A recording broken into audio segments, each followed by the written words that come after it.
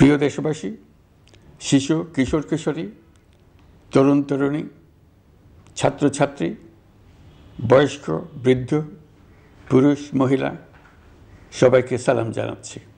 আসসালামু আলাইকুম।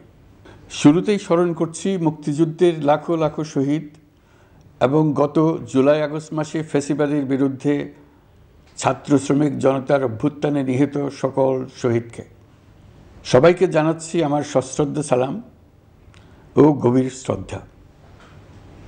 আরও স্মরণ করছি তাদের ফ্যাসিবাদী শক্তির বিরুদ্ধে লড়াই করে যারা আহত হয়েছে, পঙ্গুত্ব বরণ করেছে, চোখের দৃষ্টি হারিয়েছে, যারা 9 দফা নিয়ে দাঁড়িয়েছে, যারা 1 দফা নিয়ে দাঁড়িয়েছে, যারা দেশকে এক হিংস্র স্বৈরাচারের হাত থেকে বাঁচিয়েছে। কৃতজ্ঞ চিত্তে স্মরণ করছি আপনাদের ভাই বোনদের, আপনাদের সন্তানদের যারা এই বিপ্লবে অংশগ্রহণ করেছে। আমরা অন্তর্বর্তীকালীন সরকারের প্রথম 100 দিন অতিক্রম করলাম। আপনারা জানেন কি কঠিন এক পরিস্থিতিতে আমাদের দায়িত্ব গ্রহণ করতে হয়েছে। ছাত্র শ্রমিক জনতার অভূতপূর্ব গণ অভ্যুত্থানের পর ফ্যাসিস্ট সরকার প্রধান পালিয়ে গেলে দেশ সরকার শূন্য হয় সাময়িকভাবে। পুলিশ প্রশাসন এ সময় সম্পূর্ণ নিষ্ক্রিয় হয়ে পড়লে উদ্বেগজনক এক পরিস্থিতির সৃষ্টি হয়। স্বৈরশাসনে বিপর্যস্ত এই দেশকে আমাদের সবাইকে মিলে পুনর্গঠন করতে হচ্ছে। জুলাই আগস্ট বিপ্লবের পর আমরা এমন একটি দেশ হাতে পেয়েছি যার সর্বত্র ছিল বিশৃঙ্খলা। স্বৈরশাসন টিকিয়ে রাখতে আইনশৃঙ্খলা বাহিনীকে জনগণের মুখোমুখি দাঁড় করিয়ে দেওয়া হয়েছিল। বিপ্লব চলাকালে প্রায় 1,500 ছাত্র শ্রমিক জনতার শহীদে মৃত্যু হয়। আমাদের সরকার প্রতিটি মৃত্যুর তথ্য অত্যন্ত যত্নের সাথে জোগাড় করছে। এই বিপ্লবে আহত হয়েছে 19,931 জন। আহতদের জন্য ঢাকার 13টি হাসপাতাল সহ বিভিন্ন বিশেষায়িত হাসপাতালে চিকিৎসার ব্যবস্থা করা হয়েছে। প্রতিদিনই তালিকায় আরও নতুন নতুন শহীদের তথ্য যোগ হচ্ছে, যারা স্বৈরাচারের আক্রোশের শিকার হয়ে এই পৃথিবী ছেড়ে চলে গেছেন। প্রতিটি হত্যার বিচার আমরা করবই। জুলাই আগস্ট হত্যাকাণ্ডের বিচারের যে উদ্যোগ আমরা নিয়েছি তার কাজও বেশ ভালোভাবে এগিয়ে যাচ্ছে। পতিত স্বৈরাচার শেখ হাসিনাকেও আমরা ভারতের কাছ থেকে ফেরত চাইব। কেবল জুলাই আগস্ট হত্যাকাণ্ডই নয়, আমরা গত 15 বছরে সব অপকর্মের বিচার করব। অসংখ্য মানুষ গুম হয়েছে, খুন হয়েছে। এই সময় আমরা গুমের তদন্তে একটা কমিশন গঠন করেছি। কমিশন প্রধান আমাকে জানিয়েছেন অক্টোবর পর্যন্ত তারা 1600 গুমের তথ্য পেয়েছেন। তাদের ধারণা এই সংখ্যা 3,500 ছাড়িয়ে যাবে। অনেকেই কমিশনের কাছে গুমের অভিযোগ করতে ভয় পাচ্ছেন এই ভেবে যে অভিযুক্ত ব্যক্তিদের দ্বারা তারা আবার আক্রান্ত হতে পারেন, ক্ষতিগ্রস্ত হতে পারেন। আমি আপনাদের আশ্বস্ত করতে চাই, আপনারা দ্বিধাহীন চিত্তে কমিশনকে আপনাদের অভিযোগ জানান। কারো সাধ্য নাই আপনাদের গায়ে আবার হাত দেয়। গুম কমিশনের সদস্যদের কাছে ভুক্তভোগীদের যে বিবরণ আমরা পেয়েছি তা অত্যন্ত মর্মান্তিক। জুলাই আগস্টের বিপ্লবের পর ছাত্রছাত্রীরা শহর বন্দরের দেয়ালে দেয়ালে তাদের মনের কথা লিখেছে। তাদেরও আগে যারা গুমের শিকার হয়েছে প্রতিটি গোপন আস্তানার দেয়ালে দেয়ালে তারা লিখে গেছেন তাদের কষ্টের মর্মস্পর্শী বিবরণ। তাদের এইসব কষ্টের কথা শুনে আমাদের হৃদয় কেঁপে উঠেছে। এসবের সঙ্গে জড়িতদের আমরা বিচারের কাঠগড়ায় দাঁড় করাবই। অভিযুক্ত যত শক্তিশালীই হোক, যে বাহিনীরই হোক, তাকে ছাড় দেওয়ার কোনো সুযোগ নেই। কেবল দেশে নয়, গুম, খুন ও জুলাই আগস্ট গণহত্যার সাথে জড়িতদের আমরা আন্তর্জাতিক আদালতেও বিচারের উদ্যোগ নিয়েছি। ইন্টারন্যাশনাল ক্রিমিনাল কোর্টের প্রধান কৌশলী করিম খানের সঙ্গে আমার এই ব্যাপারে ইতিমধ্যে কথা হয়েছে।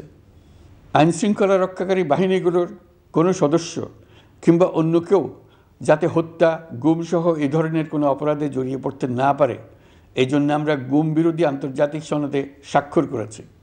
আপনারা দেখেছেন জাতিসংঘের আন্তর্জাতিক মানবাধিকার বিষয়ক হাই কমিশনার ফলকার তুর্ক সম্প্রতি বাংলাদেশ সফর করেছেন। জাতিসংঘ জুলাই আগস্ট হত্যাকাণ্ডের তদন্তে আমাদের সহযোগিতার হাত বাড়িয়ে দিয়েছেন। ডিসেম্বর প্রথম সপ্তাহে তারা আমাদেরকে তাদের রিপোর্ট হস্তান্তর করার প্রতিশ্রুতি দিয়েছে। অতীতের গুমের ঘটনাগুলো তদন্ত কাজেও আমরা নিয়মিত তাদের সঙ্গে যোগাযোগ রক্ষা করে চলেছি। মানবাধিকার রক্ষায় সহযোগিতা করতে ঢাকায় তারা তাদের জনবল বাড়ানোর প্রস্তাব দিয়েছে। আমরা এই প্রস্তাব গ্রহণ করেছি। প্রিয় দেশবাসী, আমি আগেও জানিয়েছি, আবারও জানাচ্ছি, গণ অভ্যুত্থানে সকল শহীদদের পরিবারকে পুনর্বাসন করা হবে, একজনও বাদ যাবে না। সকল আহত শিক্ষার্থী, শ্রমিক, জনতার চিকিৎসার সম্পূর্ণ ব্যয় সরকার বহন করবে। আহতদের দীর্ঘমেয়াদী এবং ব্যয়বহুল চিকিৎসা এবং শহীদদের পরিবারের দেখাশোনার জন্য স্বাস্থ্য মন্ত্রণালয়ের নেতৃত্বে একটি পূর্ণাঙ্গ তালিকা প্রস্তুত করা হয়েছে। প্রতিটি শহীদ পরিবারকে সরকারের পক্ষ থেকে 30 লক্ষ টাকা দেওয়া হচ্ছে। যারা বুলেটের আঘাতে তাদের দৃষ্টিশক্তি হারিয়েছেন, তাদের চিকিৎসার জন্য নেপাল থেকে কর্নিয়া আনার ব্যবস্থা করা হয়েছে এবং যাদের প্রয়োজন তাদেরকে সরকারের পক্ষ থেকে বিদেশে চিকিৎসার জন্য পাঠানো হচ্ছে। জুলাই অভ্যুত্থানের কোনো শহীদ এবং আহত ছাত্র, শ্রমিক চিকিৎসা সেবা এবং পুনর্বাসন পরিকল্পনা থেকে বাদ যাবে না। এটি অন্তর্বর্তীকালীন সরকারের অঙ্গীকার। এই গণ অভ্যুত্থানের শহীদের স্মৃতি ধরে রাখতে গঠিত জুলাই শহীদ স্মৃতি ফাউন্ডেশন বেশ পাকাপোক্তভাবে তাদের কাজ শুরু করেছে। এই ফাউন্ডেশনকে সরকার 100 কোটি টাকা অনুদান দিয়েছে। এছাড়াও জুলাই আগস্ট বিপ্লবে শহীদ পরিবারের পুনর্বাসন ও আহতদের সর্বোত্তম চিকিৎসা নিশ্চিত করার জন্য সমাজ কল্যাণ মন্ত্রণালয়ের পক্ষ থেকে $5 মিলিয়ন একটি বরাদ্দ প্রস্তাব অর্থনৈতিক সম্পর্ক বিভাগের মাধ্যমে বিশ্ব ব্যাংকে পাঠানো হয়েছে। পতিত স্বৈরাচার পুলিশকে দলীয় কর্মীর মতো ব্যবহার করেছে। বাধ্য হয়ে তাদের অনেকেই গণহত্যায় অংশ নিয়েছেন। খুবই স্বাভাবিক প্রতিক্রিয়া হিসেবে তারা জনরোষের শিকার হয়েছেন। এতে তাদের মনোবল অনেক কমে যায়। আমরা পুলিশের মনোবল ফিরিয়ে এনে তাদের আবার আইন শৃঙ্খলা রক্ষায় কাজে লাগানোর চেষ্টা করছি। এক্ষেত্রে অনেক দৃশ্যমান উন্নতিও হয়েছে। আইন শৃঙ্খলা রক্ষায় বাংলাদেশ সেনাবাহিনীকেও কিছু নির্বাহী ক্ষমতা দেওয়া হয়েছে, যা পরিস্থিতির দৃশ্যমান উন্নতিতে সহায়তা করেছে। আমি আপনাদের সবাইকে ধন্যবাদ জানাই। কঠিন এই সময়ে আপনারা সবাই অপরিসীম ধৈর্যের পরিচয় দিয়েছেন। ধন্যবাদ জানাই দেশের রাজনৈতিক দলের নেতৃবৃন্দকে। তারা তাদের কর্মীদের শান্ত থাকার আহ্বান জানিয়েছেন। প্রতিশোধ স্পৃহায় লিপ্ত হয়ে কেউ যাতে হানাহানিতে জড়িয়ে না পড়ে সেই আহ্বান জানিয়েছেন। আপনাদের সবাই এই আহ্বানে সাড়া দিয়েছেন। ফেসিবাদী শক্তি ভয় দেখিয়েছিল তারা ক্ষমতা ছাড়লে দেশের লাখ লাখ লোক মারা পড়বে। টানা 7 দিন পুলিশ প্রশাসন সম্পূর্ণ নিষ্ক্রিয় থাকার পরও ব্যাপক আকারে সহিংসতা এড়ানো গেছে। আমরা যখন দায়িত্ব গ্রহণ করি, বাংলাদেশ তখন সম্পূর্ণ অরক্ষিত একটা দেশ। এই সময় ধর্মীয় সংখ্যালঘুদের মধ্যে অহেতুক আতঙ্ক ছড়ানোর চেষ্টা করা হয়েছে। কয়েকটি ক্ষেত্রে তারা সহিংসতারও শিকার হয়েছেন। কিন্তু এটা নিয়ে যেসব প্রচারণা হয়েছে তা ছিল সম্পূর্ণ অতিরঞ্জিত। অল্প যে সমস্ত সহিংসতার ঘটনা ঘটেছে তার মূল কারণ ছিল রাজনৈতিক। কিন্তু এইসব ঘটনাকে ধর্মীয় আবরণ দিয়ে বাংলাদেশকে নতুন করে অস্থিতিশীল করে তোলার চেষ্টা করা হয়েছে। আপনাদের সবার সহযোগিতায় আমরা দৃঢ়ভাবে এই পরিস্থিতি সামাল দিয়েছি। আমাদের দায়িত্ব গ্রহণের 2 মাসের মাথায় দেশের দুর্গাপূজা উদযাপিত হয়েছে প্রায় 32,000 পূজা মণ্ডপে। দুর্গাপূজা উপলক্ষে নির্বাহী আদেশে একদিন অতিরিক্ত ছুটি ঘোষণা করা হয়, যা উৎসবের আমেজকে অনেক গুণ বাড়িয়ে দেয়। দুর্গাপূজাকে ঘিরে আমরা ব্যাপক নিরাপত্তা প্রস্তুতি নিই, যার ফলে দেশের হিন্দু সম্প্রদায় নির্বিঘ্নে তাদের উৎসব পালন করেছে। আমরা দায়িত্বে আসার পর যে অল্প কিছু ক্ষেত্রে তারা সহিংসতার শিকার হয়েছেন, আমরা তার প্রতিটি ঘটনার তদন্ত করেছি। শুধু হিন্দু সম্প্রদায় নয়, দেশের কোনো মানুষই যাতে কোনো রকম সহিংসতার শিকার না হয় সেই জন্য আমরা যথাসাধ্য চেষ্টা করছি এবং সবসময় সে চেষ্টা করে যেতে থাকব। আপনারা জানেন, চলতি বছর বাংলাদেশের বিভিন্ন অঞ্চলে 6টি বন্যা হয়েছে। আপনাদের সবার সহযোগিতায় আমরা এই বন্যা মোকাবেলা করেছি। বাংলাদেশের দেশপ্রেমিক সশস্ত্র বাহিনী বন্যা মোকাবেলায় জনগণের সাথে কাঁধে কাঁধ মিলিয়ে কাজ করেছে। বন্যা মোকাবেলা ও বন্যা পরবর্তী পুনর্বাসনের লক্ষ্যে বিশ্বব্যাংকের $250 মিলিয়ন অনুদান এবং স্থানীয় অনুদানের মাধ্যমে 100 কোটি টাকারও বেশি অর্থ সংগ্রহ করা হয়েছে। বন্যার ফলে অনেক জায়গায় ফসলহানি হয়েছে, ব্যাহত হয়েছে পণ্য সরবরাহ শৃঙ্খল। বন্যা পরবর্তী সময়ে বাজারে শাকসবজি সহ নিত্য প্রয়োজনীয় পণ্যের দাম বেড়েছে, ফলে আপনাদের কষ্ট হয়েছে। নিত্য পণ্যের দাম সহনীয় পর্যায়ে রাখতে আমরা যথাসাধ্য চেষ্টা করছি। বাজারে ডিমের সরবরাহ বাড়ানোর জন্য আমরা 9.5 কোটি ডিম আমদানির অনুমতি দিয়েছি। এই জন্য প্রয়োজনীয় শুল্ক ছাড়ও দেওয়া হয়েছে। মধ্যস্বত্বভোগীদের দৌরাত্ম্য কমিয়ে ডিমের উৎপাদকরা যাতে সরাসরি বাজারে ডিম সরবরাহ করতে পারে সেই উদ্যোগও নেওয়া হয়েছে। মানুষ যাতে স্বল্প মূল্যে কৃষিপণ্য কিনতে পারে সেজন্য রাজধানী সহ বিভিন্ন স্পটে সরকারি কিছু পণ্য বিক্রি করা হচ্ছে। টিসিবির মাধ্যমে 1 কোটি নিম্ন আয়ের ফ্যামিলি কার্ডের মধ্যে 57 লাখকে স্মার্ট কার্ডে রূপান্তরিত করা হয়েছে। বন্যার ফলে চালের উৎপাদন ব্যাহত হওয়ায় চাল আমদানিতে শুল্ক ছাড় দেওয়া হয়েছে। আসন্ন রমজানে নিত্য প্রয়োজনীয় দ্রব্যের সরবরাহ এবং দাম যাতে স্বাভাবিক থাকে এই জন্য সরকারের বিভিন্ন কর্তৃপক্ষ ব্যবসায়ীদের সাথে নিয়মিত বৈঠক করে যাচ্ছে।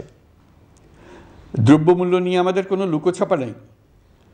মূল্যস্ফীতির পূর্ণ তথ্য জনগণের সামনে তুলে ধরা হচ্ছে। মূল্যস্ফীতি রোধে উচ্চ সুদের হার নির্ধারণ সহ একাধিক নীতিগত সিদ্ধান্ত নেওয়া হয়েছে, যার মধ্যে রয়েছে শস্য আমদানিতে এলসি সীমা অপসারণ এবং সরবরাহ চেইন সংক্ষিপ্ত করা। সামান্য হলেও জ্বালানি তেলের মূল্য কমানো হয়েছে।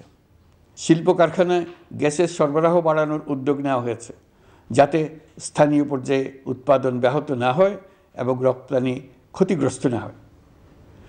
গণশুনানি ছাড়া নির্বাহী আদেশে বিদ্যুৎ গ্যাসের দাম না বাড়ানোর সিদ্ধান্ত নেওয়া হয়েছে। পরিবহন খাতে চাঁদাবাজি বন্ধের চেষ্টা করা হচ্ছে। আমরা আশা করি বাজারে পণ্যমূল্য কমিয়ে আনতে এটা ভূমিকা রাখবে। নেপাল থেকে পানি বিদ্যুৎ বাংলাদেশে আনার ব্যবস্থা করা হয়েছে। দৈনন্দিন রাষ্ট্র পরিচালনার পাশাপাশি আমাদের ভবিষ্যতের বাংলাদেশ বিনির্মাণের কথাও ভাবতে হচ্ছে। আপনারা সবাই জানেন আমাদের সবচেয়ে গুরুত্বপূর্ণ কাজ হচ্ছে একটি অবাধ সুষ্ঠু নির্বাচন আয়োজনের মধ্য দিয়ে নির্বাচিত সরকারের কাছে দায়িত্ব হস্তান্তর। আমরা রাজনৈতিক দলগুলোর সঙ্গে আমাদের নিয়মিত যোগাযোগ অব্যাহত রেখেছি। বিভিন্ন ইস্যুতে তাদের মতামত নিয়ে যাচ্ছি। সরকারের সিদ্ধান্ত গ্রহণে এসব মতামত অনেকাংশে প্রতিফলিত হচ্ছে।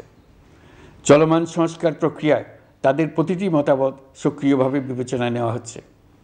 আমরা আশা করছি নির্ধারিত সময়ে ডিসেম্বর-জানুয়ারির মধ্যেই সংস্কার কমিশনগুলো তাদের সুপারিশমালা সরকারের কাছে পেশ করতে পারবে। তাদের সুপারিশ নিয়ে আমরা রাজনৈতিক দলগুলোর সঙ্গে ক্রমাগতভাবে আলোচনায় বসব। সকলের ঐক্যমত্যের ভিত্তিতেই আমরা সংস্কার প্রস্তাব চূড়ান্ত করব। নির্বাচন কবে হবে এই প্রশ্ন আপনাদের সবার মনেই আছে, আমাদের মনেও সারাক্ষণ আছে। আপনারা লক্ষ্য করেছেন নির্বাচন আয়োজনের লক্ষ্যে আমরা প্রয়োজনীয় পদক্ষেপ নিতে শুরু করেছি। কয়েকদিনের মধ্যে নির্বাচন কমিশন গঠন হয়ে যাবে। তারপর থেকে নির্বাচন আয়োজন করার সমস্ত দায়িত্ব তাদের উপর বর্তাবে।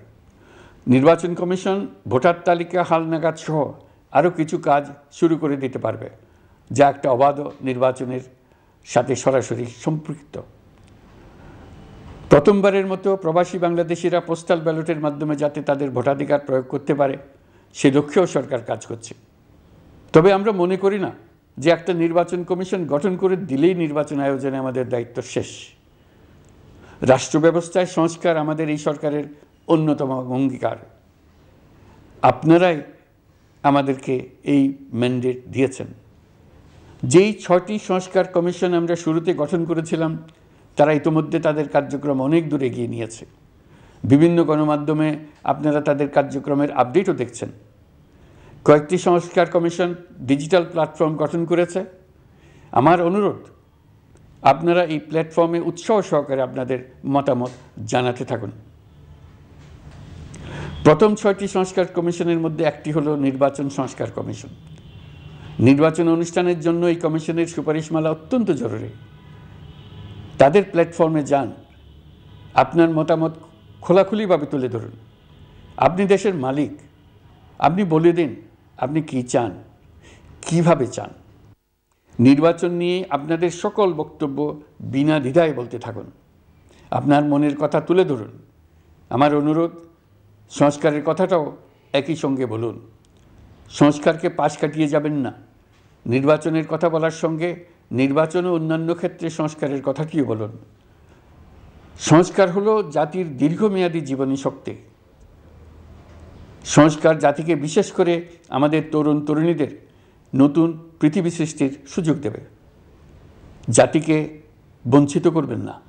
নির্বাচন আয়োজনে যে সংস্কার কমিশনের সুপারিশমালায় রাজনৈতিক দলসমূহ এবং দেশের সকল মানুষের মতামত অপরিহার্য, সেই কমিশন হলো সংবিধান সংস্কার কমিশন। এই সুপারিশমালার যে অংশ সকলের কাছে গ্রহণযোগ্য হবে তার ভিত্তিতে নির্বাচনী আইন সংশোধন করতে হবে। সমান্তরালভাবে ভোটার তালিকাও হালনাগাদ করার প্রক্রিয়া চলতে থাকবে। আমি নিশ্চিত নই সংস্কার প্রস্তাবসমূহ বাস্তবায়নের সুযোগ আমরা কতটুকু পাব। তবে আমি আপনাদের কথা দিচ্ছি, আপনারা সুযোগ দিলে প্রয়োজনীয় কিছু অত্যাবশ্যকীয় সংস্কার কাজ শেষ করেই আমরা আপনাদের কাঙ্ক্ষিত নির্বাচন আয়োজন করব। ততদিন পর্যন্ত আমি আপনাদের ধৈর্য ধারণ করার অনুরোধ করব। আমরা চাইব আমরা যেন এমন একটি নির্বাচন ব্যবস্থা সৃষ্টি করতে পারি যা যুগ যুগ ধরে অনুসরণ করা যাবে। এর ফলে সাংবৎসরিক রাজনৈতিক সংকট থেকে আমাদের দেশ রক্ষা পাবে। এই জন্য প্রয়োজনীয় সময়টুকু আমি আপনাদের কাছ থেকে চেয়ে নিচ্ছি। নির্বাচনী সংস্কারের সিদ্ধান্ত হয়ে গেলে খুব দ্রুত আপনারা নির্বাচনের রোডম্যাপও পেয়ে যাবেন। অন্তর্বর্তী সরকার সৃষ্টি হয়েছে রাজনীতিকে নীতির কাঠামোয় আনার জন্য এবং রাজনীতির জন্য নতুন পরিবেশ সৃষ্টির নিবিড় আকাঙ্ক্ষা থেকে। এই আকাঙ্ক্ষা পূরণ করা থেকে জাতিকে বঞ্চিত করবেন না। নির্বাচনের ট্রেন যাত্রা শুরু করেছে, এটা আর থামবে না। কিন্তু যেতে যেতে আমাদের অনেকগুলো কাজ সেরে ফেলতে হবে। এই ট্রেন শেষ স্টেশনে কখন পৌঁছবে সেটা নির্ভর করবে কত তাড়াতাড়ি আমরা তার জন্য রেল লাইনগুলো বসিয়ে দিতে পারি, আর তা হবে রাজনৈতিক দলসমূহের ঐক্যমত্যের মাধ্যমে। ইতিমধ্যে অন্যান্য সংস্কার কমিশনের সুপারিশমালা নিয়ে আলাপ চলতে থাকবে। নির্বাচন ছাড়াও আরও গুরুত্বপূর্ণ সংস্কার করার ব্যাপারে ঐক্যমত গঠনের জন্য অতিরিক্ত সময় প্রয়োজন হতে পারে। দেশবাসীর কাছে, বিশেষ করে রাজনৈতিক দলগুলির কাছে আমরা ক্রমাগতভাবে প্রশ্ন তুলতে থাকব, কী কী সংস্কার নির্বাচনের আগে আপনারা করে নিতে চান। নির্বাচনের আয়োজন চলাকালীন কিছু সংস্কার হতে পারে। সংস্কারের জন্য নির্বাচনকে কয়েক মাস বিলম্বিতও করা যেতে পারে। আমরা দুদিন পরে চলে যাব, কিন্তু আমাদের মাধ্যমে জাতির জন্য যে ঐতিহাসিক সুযোগ সৃষ্টি হলো, সেই সুযোগটা যেন কোনো রকমই হাতছাড়া করে না দিই, এটার ব্যাপারে দৃঢ় থাকার জন্য আমি দলমত, নারী পুরুষ, ধর্ম, তরুণ বৃদ্ধ, ছাত্র, ব্যবসায়ী, শ্রমিক, কৃষক নির্বিশেষে সবার কাছে আহ্বান জানাচ্ছি। আশা করি আপনারা আমার এই আবেদন গ্রহণ করবেন। দেশে সংগঠিত অন্যান্য অপরাধের বিচার প্রক্রিয়া ত্বরান্বিত করার জন্য দেশের বিভিন্ন জেলায় সহস্রাধিক প্রসিকিউটর নিয়োগ দেওয়া হয়েছে। হাইকোর্টে ইতোমধ্যে নিয়োগ দেওয়া হয়েছে 23 জন নতুন বিচারক। বিচার বিভাগকে ঘুষ ও দুর্নীতিমুক্ত করার জন্য সম্ভব সব ধরনের চেষ্টাই করা হচ্ছে। বিচারপতিদের নিয়মতান্ত্রিক উপায়ে শাস্তিমূলক ব্যবস্থা গ্রহণের জন্য সুপ্রিম জুডিশিয়াল কাউন্সিল পুনর্বহাল করা হয়েছে। শুধু বিচার বিভাগই নয়, সর্বগ্রাসী দুর্নীতির হাত থেকে দেশের সব খাতকেই রক্ষা করতে আমরা সচেষ্ট হয়েছি। দুর্নীতি দমন কমিশন পুনর্গঠনের কাজ প্রায় শেষ পর্যায়ে। দুর্নীতি ও অর্থ পাচারে অভিযুক্ত প্রভাবশালী 150 ব্যক্তির তালিকা তৈরি এবং 79 জনের বিরুদ্ধে অনুসন্ধান শুরু হয়েছে। 15% হারে আয়কর পরিশোধ করে অপ্রদর্শিত পরিসম্পদ অর্থাৎ কালো টাকা সাদা করার বিধান বাতিল করা হয়েছে। সরকারি কার্যক্রমকে গতিশীল করতে বিভিন্ন পর্যায়ের 19,084 জন কর্মকর্তা কর্মচারীকে পদোন্নতি, 13,429 জনকে বদলি এবং 12,636 জনের বিরুদ্ধে শাস্তিমূলক ব্যবস্থা গ্রহণ করা হয়েছে। সাংবিধানিক প্রতিষ্ঠান পাবলিক সার্ভিস কমিশন পুনর্গঠন করা হয়েছে। কুখ্যাত সাইবার সিকিউরিটি আইন বাতিলের নীতিগত সিদ্ধান্ত হয়েছে। এই আইনের অধীনে হওয়া যেসব মামলা মানুষের মত প্রকাশের অধিকারের সাথে সম্পর্কিত সেগুলো প্রত্যাহার করা হয়েছে। এছাড়াও 133টি আইন বিধিবিধান তৈরি ও সংশোধন করা হয়েছে। 353টি গুরুত্বপূর্ণ নীতি নির্ধারণী সিদ্ধান্ত গ্রহণ করা হয়েছে। ছাত্রছাত্রীদের দাবি মেনে ইতিমধ্যে সরকারি চাকরির বয়সসীমা 32-এ উন্নীত করা হয়েছে। আমরা জানি আমাদের কাছে আপনাদের আরও অনেক দাবি দেওয়া আছে। দীর্ঘদিনের অপশাসন, অত্যাচার, অনাচারের ফলে আপনাদের মনে অনেক ক্ষোভ পঞ্জীভূত হয়েছে। দেশে বাক স্বাধীনতা না থাকায় আমরা কেউ আমাদের মতামত, দাবি দেওয়া প্রকাশ করতে পারিনি। আমরা আপনাদের প্রতিটি দাবির প্রতি সহানুভূতিশীল। আমরা ধৈর্য সহকারে আপনাদের কথা শুনতে চাই, কিন্তু সেজন্য আপনারা সড়ক অবরোধ করে জনদুর্ভোগ সৃষ্টি করলে আমাদের সকলেরই অসুবিধা হয়। আমাদের একান্ত অনুরোধ, আপনারা নির্দিষ্ট চ্যানেল মেনটেন করে আপনাদের দাবি দেওয়া পেশ করবেন। আমাদের বৃহৎ রপ্তানি পণ্য গার্মেন্টস শিল্পে গত কিছুদিন ব্যাপক অস্থিরতা বিরাজ করছে। ফ্যাসিস্ট সরকারের সুবিধাভোগী বেশ কিছু গার্মেন্টস মালিক পালিয়ে যাওয়ায় শ্রমিকদের বেতন ভাতা নিয়ে অনিশ্চয়তা তৈরি হয়েছে। অন্য অনেক কারখানাও শ্রমিকদের ন্যায্য বেতন সহ অন্যান্য সুবিধা থেকে বঞ্চিত ছিল। শ্রমিকরা তাদের দীর্ঘদিনের বঞ্চনার প্রতিবাদ জানাতে এবং অনিশ্চয়তা থেকে মুক্তি পেতে রাস্তায় নেমে আসে। আমরা তাদের কথা শুনেছি, তাদের আলোচনার টেবিলে নিয়ে আসতে পেরেছি। আমরা অত্যন্ত আনন্দিত যে মালিক শ্রমিকের মধ্যে 18 দফার একটা ব্যাপক ভিত্তিক চুক্তি স্বাক্ষরিত হয়েছে। বড় ধরনের কোনো সহিংসতা ছাড়াই আমরা শ্রমিক অসন্তোষ নিরসন করতে পেরেছি। তারা আবার উৎপাদনে ফিরেছে। এতে প্রাণ ফিরে পেয়েছে বাংলাদেশের রপ্তানিমুখী এই শিল্প। নানা প্রতিকূলতা সত্ত্বেও অক্টোবর মাসে আমাদের রপ্তানিতে প্রবৃদ্ধি হয়েছে প্রায় 21%। আমরা যখন কাজ শুরু করেছি দেশের অর্থনীতি ছিল বিপর্যস্ত। বৈদেশিক মুদ্রার রিজার্ভ ছিল তলানিতে। আসার কথা, এই রিজার্ভ পরিস্থিতি এখন উন্নতির পথে। গত 3 মাসে রিজার্ভে কোনো রকম হাত না দিয়েই আমরা প্রায় $2 বিলিয়ন বৈদেশিক ঋণ শোধ করতে পেরেছি। জ্বালানি তেল আমদানিতে পুঞ্জীভূত বকেয়ার পরিমাণ $478 মিলিয়ন হতে কমিয়ে $160 মিলিয়ন আনতে পেরেছি। অর্থনীতি পুনরুদ্ধারে আমরা সর্বাত্মক চেষ্টা চালিয়ে যাচ্ছি। বিশ্বব্যাংক, IMF সহ বিভিন্ন দাতা সংস্থা ইতিমধ্যে ঋণ ও অনুদান হিসেবে $8 বিলিয়ন দেওয়ার প্রতিশ্রুতি দিয়েছে, যা আমাদের ভঙ্গুর অর্থনীতিকে সচল করতে সক্ষম হবে।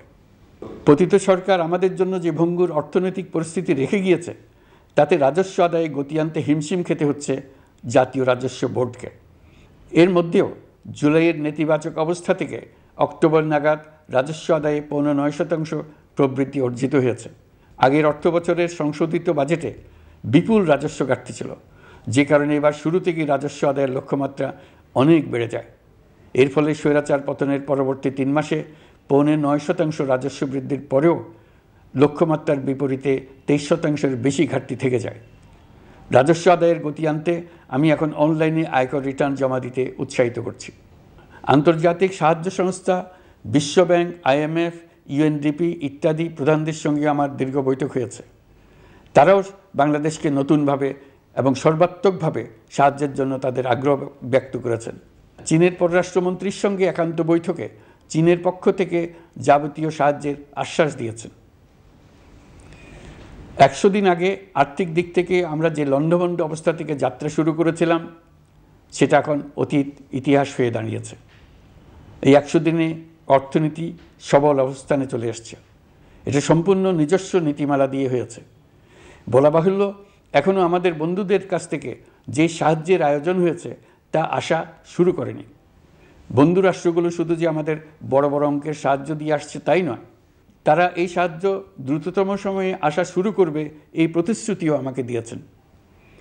এই সাহায্য আসা শুরু করলে আমাদের অর্থনীতি অত্যন্ত মজবুত এবং আকর্ষণীয় অর্থনীতিতে পরিণত হবে।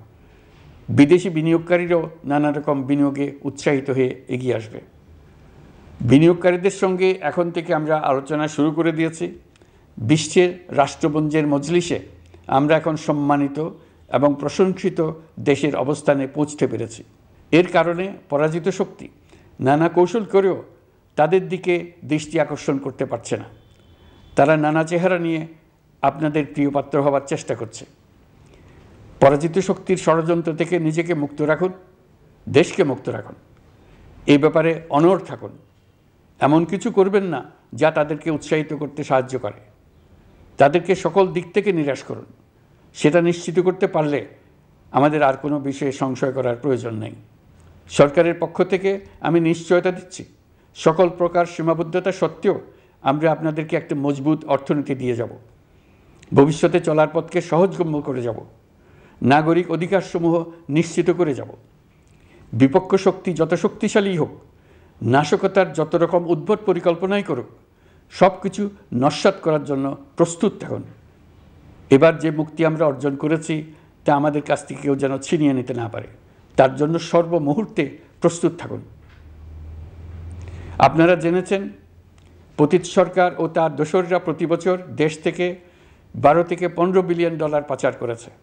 দুর্নীতি বিরোধী সংস্থা ট্রান্সপারেন্সি ইন্টারন্যাশনাল বাংলাদেশ সম্প্রতি এই তথ্য দিয়েছে। পাচার হয়ে যাওয়া এই অর্থ ফিরিয়ে আনার জন্য সম্ভব সকল ধরনের উদ্যোগ আমরা গ্রহণ করেছি। এই কাজে সফল হতে পারলে আমাদের অর্থনীতি আরও গতি পাবে।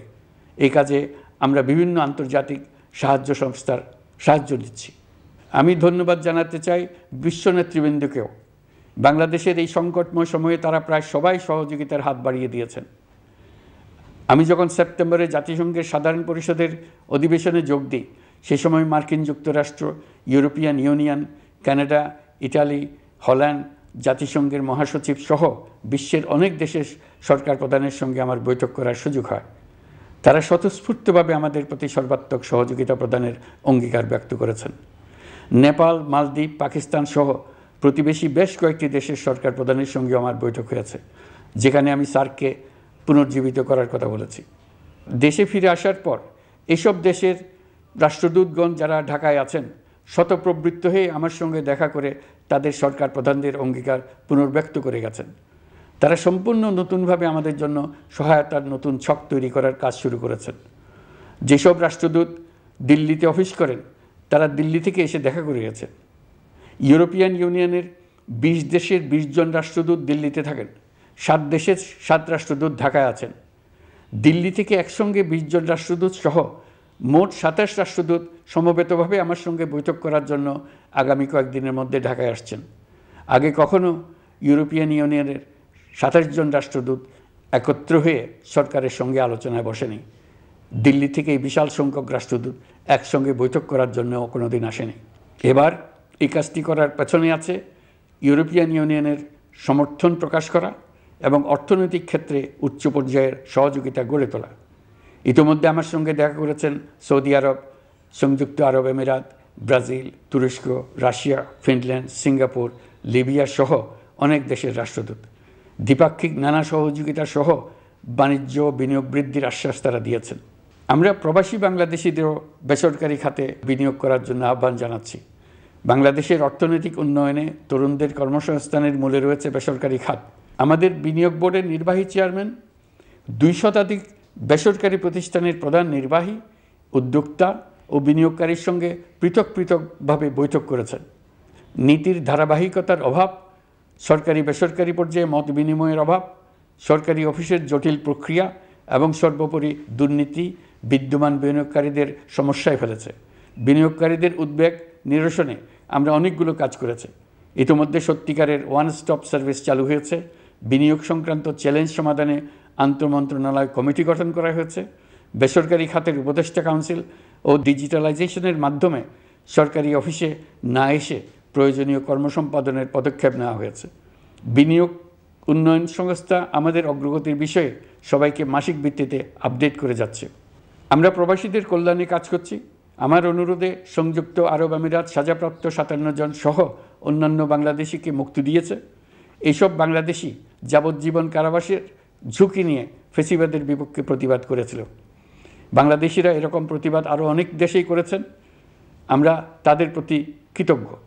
কয়েকদিন আগে বাকুতে সংযুক্ত আরব আমিরাতের প্রেসিডেন্ট জনাব শেখ মোহাম্মদ বিন জায়েদ আল নাহিয়ানের সঙ্গে আমার কথা হয়েছে। তাকে বাংলাদেশের পক্ষ থেকে ধন্যবাদ জানিয়েছি। তিনি বলেছেন বাংলাদেশের জন্য যে কোনো সাহায্য লাগলে আমি যেন তাকে জানাই। প্রবাসীদের কল্যাণে আমাদের সরকার সম্ভব সব ধরনের উদ্যোগ গ্রহণ করে যাচ্ছে। আপনারা জানেন মালয়েশিয়ার প্রধানমন্ত্রী আনোয়ার ইব্রাহিম সম্প্রতি বাংলাদেশ সফর করেছেন। 18,000 বাংলাদেশি যারা সব ধরনের আনুষ্ঠানিকতা মেনে চলার পরেও স্বৈরাচারী সরকারের অব্যবস্থাপনার জন্য মালয়েশিয়া যেতে পারেন নাই, তিনি তাদের জন্য মালয়েশিয়ার দ্বার আবার উন্মুক্ত করার আশ্বাস দিয়েছেন। এই লক্ষ্যে আমরা কাজও শুরু করেছি। আপনারা জেনে থাকবেন মালয়েশিয়া আগামী বছর দক্ষিণ পূর্ব এশিয়ার আঞ্চলিক সহযোগিতা সংস্থা আসিয়ানের চেয়ারম্যানের দায়িত্ব নিতে যাচ্ছে। আমরা ইতিমধ্যে আসিয়ানের সদস্যপদের জন্য আবেদন করেছি। মালয়েশিয়ার প্রধানমন্ত্রী আমাদের আবেদন সক্রিয়ভাবে বিবেচনার আশ্বাস দিয়েছেন। একই ধরনের আশ্বাস আমরা পেয়েছি ইন্দোনেশিয়া থেকেও। ইন্দোনেশিয়ার পক্ষ থেকে সে দেশে রাষ্ট্রীয় সফরে যাওয়ার জন্য আমাকে অনুরোধ করেছে। সৌদি আরব সহ বিশ্বের আরও অনেক দেশ আমাদের সঙ্গে সহযোগিতা বৃদ্ধির প্রস্তাব দিয়েছে। প্রথমবারের মতো ওআইসি সদর দপ্তরে আমরা স্থায়ীভাবে রাষ্ট্রদূত নিয়োগ দিয়েছি। তুরস্কের রাষ্ট্রপতি রিসেপ তাইয়েপ এরদোগানের সাথে আগে আমার টেলিফোনে আলাপ হয়েছে। এবার COP29 সম্মেলনে গিয়ে তিনিও তার স্ত্রীর সঙ্গে অত্যন্ত অন্তরঙ্গ পরিবেশে আলোচনা হয়েছে। বাংলাদেশের প্রতি তার বিশেষ সমর্থনের কথা তিনি বারবার প্রকাশ করেছেন। তুরস্কের একটি বাণিজ্য প্রতিনিধি দল ইতিমধ্যে বাংলাদেশ সফর করেছে। তুরস্ক এদেশের সঙ্গে অর্থনৈতিক সম্পর্ক উন্নয়নের জন্য টার্কিশ ইনভেস্টমেন্ট অথরিটি বা টিকা একটি অফিস ঢাকায় স্থাপনের জন্য ঘোষণা দিয়েছে। এর মাধ্যমে তুরস্কের বিনিয়োগ ও বাণিজ্য বৃদ্ধির উদ্যোগ নেওয়া হবে। এ উদ্দেশ্যে চলতি মাসে একটি উচ্চ ক্ষমতা সম্পন্ন দল তুরস্ক থেকে বাংলাদেশে আসছেন। প্রিয় দেশবাসী, নতুন হজ প্যাকেজ ঘোষণা করা হয়েছে। তাতে হজের ব্যয় 1 লাখ টাকারও বেশি কমিয়ে আনা হয়েছে। পাশাপাশি আমরা এই সিদ্ধান্ত গ্রহণ করেছি, এই বছর সরকারি খরচে কাউকে হজে পাঠানো হবে না। আমরা নতুন বাংলাদেশকে একটা পরিবেশ বান্ধব এবং জীব বৈচিত্র্যময় দেশ হিসেবে গড়ে তোলার উদ্যোগ নিয়েছি। এটি তরুণদের আকাঙ্ক্ষা, আমাদের সবারই আকাঙ্ক্ষা। সেই লক্ষ্যে আমি প্রথমেই একটি ক্ষুদ্র পদক্ষেপ নিয়েছি। সমগ্র সচিবালয়ে প্লাস্টিকের পানির বোতল ব্যবহার নিষিদ্ধ করেছি। ইতিমধ্যে সুপার শপগুলোতে পলিথিনের শপিং ব্যাগ ব্যবহার বন্ধ করার উদ্যোগ নেওয়া হয়েছে। গত কয়েক দশকে যে পরিমাণ নদী দূষণ হয়েছে, আমরা তা বন্ধ করার উদ্যোগ নিয়েছি। আপনারা সবাই অবগত আছেন, জলবায়ু পরিবর্তন আমাদের জীবনযাত্রার জন্য কীরকম হুমকি হয়ে আসছে। গত 1 বছরে বাংলাদেশ প্রায় 15টি প্রাকৃতিক দুর্যোগের শিকার হয়েছে। মানুষের সৃষ্ট নানাবিধ দুর্যোগের পাশাপাশি এসব প্রাকৃতিক দুর্যোগের বিপক্ষেও আমাদের লড়তে হচ্ছে। আজারবাইজানে জলবায়ু সম্মেলনে বিশ্ব নেতৃবৃন্দকে আমি আমার উদ্যোগের কথা জানিয়েছি। সেখানে জাতিসংঘের মহাসচিব, ইউরোপ, এশিয়া, আফ্রিকার অনেক সরকার প্রধানের সঙ্গে আমার দেখা হয়েছে। যতটুকু আলাপ আলোচনা সম্ভব হয়েছে, আমি সবার কাছে জলবায়ুর প্রতিকূল প্রভাব মোকাবেলা সহ গণতান্ত্রিক উত্তরণের পথে বাংলাদেশের অগ্রযাত্রায় সহযোগিতা চেয়েছি। তারা সবাই সহযোগিতার অঙ্গীকার করেছেন। গত 100 দিনে আমরা অনেক কল্যাণমূলক কাজ করেছি, যা এখানে স্বল্প পরিসরে বর্ণনা করা সম্ভব নয়। আমাদের সরকার স্বচ্ছতা ও জবাবদিহিতায় বিশ্বাসী। তাই আমি সরকারের সকল মন্ত্রণালয়কে নির্দেশ দিয়েছি তাদের নিজ নিজ কাজের বিস্তারিত বিবরণ নিজেদের ওয়েবসাইট ও সামাজিক যোগাযোগ মাধ্যমে প্রকাশ করার জন্য। আমি আমার দপ্তরকেও বলেছি সরকারের সব কাজের বিবরণ যাতে জনগণ জানতে পারে, এই জন্য যেন প্রয়োজনীয় পদক্ষেপ নেওয়া হয়। এই সরকারকে ব্যর্থ করার জন্য, অকার্যকর করার জন্য বিশাল অর্থে বিশ্বব্যাপী এবং দেশের প্রতিটি স্থানে, প্রতিটি প্রতিষ্ঠানে এক মহাপরিকল্পনা প্রতি মুহূর্তে কার্যকর রয়েছে। তাদের একটি বড় প্রচেষ্টা হচ্ছে আমাদের মধ্যে বিভেদ সৃষ্টি করা। পতিত সরকারের নেতৃবৃন্দ যারা এদেশ থেকে বিপুল পরিমাণ অর্থ পাচার করে নিয়ে গেছে, সেই অর্থে বলীয়ান হয়ে তারা দেশে ফিরে আসার জন্য চেষ্টা করে যাচ্ছে। তাদেরকে কিছুতেই সফল হতে দেবেন না। তারা সফল হওয়া মানে জাতির মৃত্যু, জাতি হিসেবে আমাদের অবসান। সাবধান থাকুন। তাদের সকল হীন প্রচেষ্টাকে আমাদের ঐক্যের মাধ্যমে নস্যাৎ করে দেন, যেভাবে নস্যাৎ করেছিলেন তাদের বন্দুকের গুলিকে, তাদের আয়নাঘরকে, প্রতি পায়ে তাদের অনাচারের শিকলকে। এ ব্যাপারে সবাই একমত থাকুন, ঐক্যবদ্ধ থাকুন। আপনারা সবাই ভালো থাকবেন। দেশের সকল শিশু, কিশোর কিশোরী, তরুণ তরুণী, ছাত্রছাত্রী, বয়স্ক, বৃদ্ধ, পুরুষ, মহিলা সবাইকে আমার সালাম জানাচ্ছি। আসসালামু আলাইকুম। মহান আল্লাহ আমাদের সহায় হন। খুদা হাফেজ।